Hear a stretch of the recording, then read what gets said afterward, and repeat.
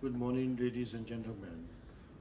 First of all, I'd like to thank to the organizers from Teleropian and the sponsors for your kind invitation and allow me to make presentation this morning.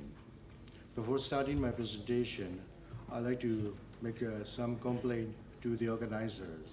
For instance, for my badge and also for your introduction, you introduced me as the Managing Director and CEO of Myanmar Airways.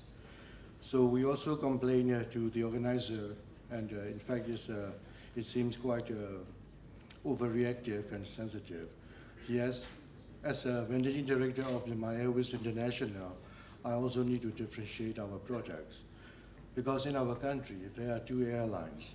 One is Myanmar Airways International. This is our airlines, which is 100% accident-free airlines in 20 years. And another airline is Myanmar Airways, which is owned by government, and it is a different story. So as the Managing Director of Myanmar Airways International, I like to differentiate our products.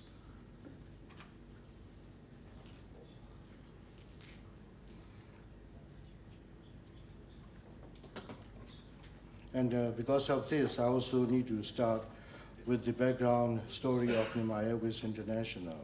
As a matter of historical fact, Myanmar was known as Burma, and then Burma was renowned for its largest airport.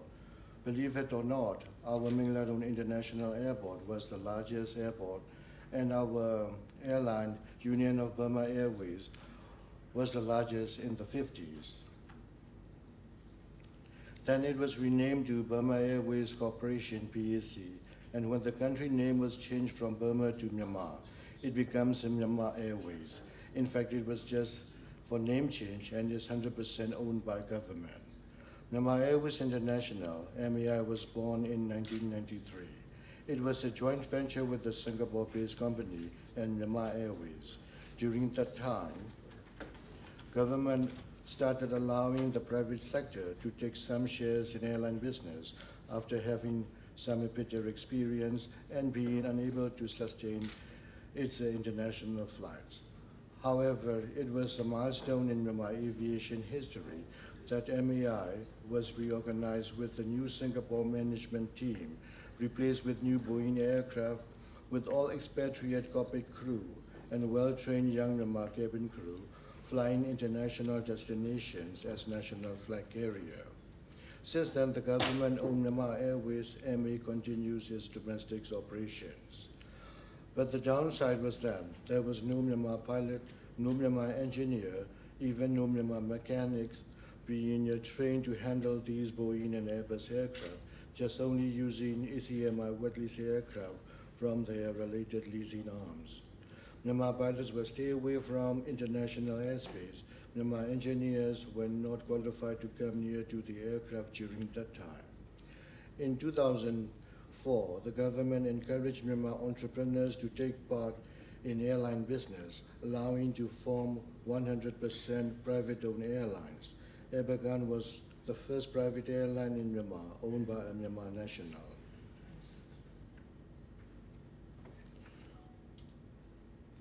And I already noticed that since that time, the government asked Myanmar nationals to take over the shares of foreigners in MAI. To cut the story short, under the name of Royal Myanmar Transport, KBZ Group took 80% of MAI and 20% was kept by Myanmar Airways, MA, in 2009. The latest development is that the government has approved to take over 20% of its share after a long negotiation, and MAI is now 100% owned by KBZ Group. During these 4 years, we have already set up our flight operations department, engineering and maintenance department, quality, safety and security department with our Myanmar nationals and train about 30 Myanmar pilots, including 60 RITREs, to fly Airbus A320s and 8 Myanmar LEs being type rated.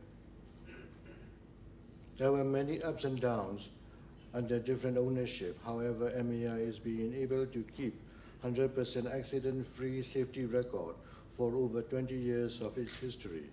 Moreover, in August 2013, MAI was certified by I had an operational safety audit. As a matter of fact, MAI is the only airline in Myanmar being able to invite IOSA and certify, which differentiates our safety standards from that of other airlines in Myanmar. These are the most important, essential to run a safe airline. But as most of our people in our country are not familiar with airline industry, so these kinds of training, capacity building, implementation of IT system, safety management and security measures are not visible for them. One of the important roles of our accountable managers is to show and highlight the need of safe operations to those airline stakeholders, which should not be taken for granted. The thriving of airline business depends not only on airline management, but also on national policy, regulations, and adequacy of infrastructure. Yangon has been the only gateway to Myanmar since our independence. Now it is already congested. Not only Yangon International Airport, but also congested on the roads in Yangon and also in the hotels. Handawadi International Airport project is one of the later reactive project to solve the congestion of Yangon International Airport. While Mandalay International Airport has been underutilized, there is another ambitious project in Naypyidaw, constructing 3 parallel runways. In fact, these are the government plans to host international travelers in coming years. At present, even though many foreigners and investors are complaining about inadequate infrastructure, unreliable electricity and IT system, exuberant rates of hotel accommodation and domestic transportation, the air travel growth rate is over 30% since last year, which includes the increasing number of outgoing middle-class Myanmar travelers.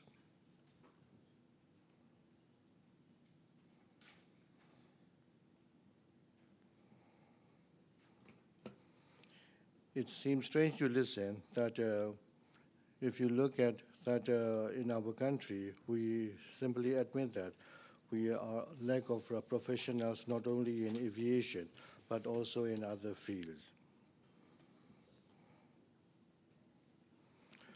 While all Myanmar airlines are trying to survive in this adverse environment, our regulators have opened up Myanmar sky before 2015, allowing all LCCs to promote tourism. This simply shows that Myanmar regulators are much far ahead of other counterparts in ASEAN in open sky policy. However, every dark cloud has a silver lining. In our country, there are over 30 airports to offer for both business and leisure travelers in our country. Over 60 million and growing population in Myanmar will travel sooner or later. Myanmar is strategically located between China and India, and in fact, these are the emerging world economies. So very soon, many more travelers from these countries will come to Myanmar in various modes of transport.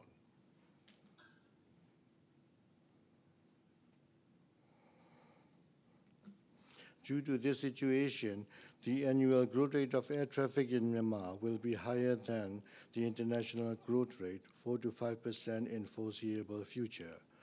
MAI has been operating for over 20 years, and all the accountable managers, including me and my predecessors, are quite aware of these challenges and opportunities. That's why we pay much attention on capacity building and safety management implementation on one hand, and on the other hand, we maintain our safe operations and try to extend our flights to new destinations and to expand our network while competing with those giants from LCC to legacies in the region with our own limited resources.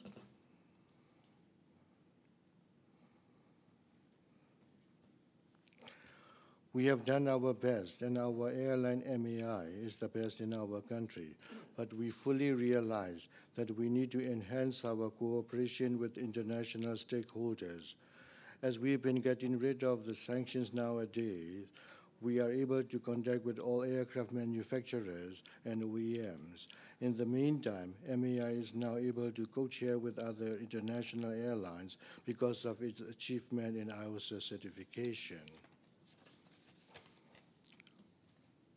Last but not least, the good news is that MAI is now 100% owned by KBZ Group, which owns the largest bank, Kamboja Bank in Myanmar.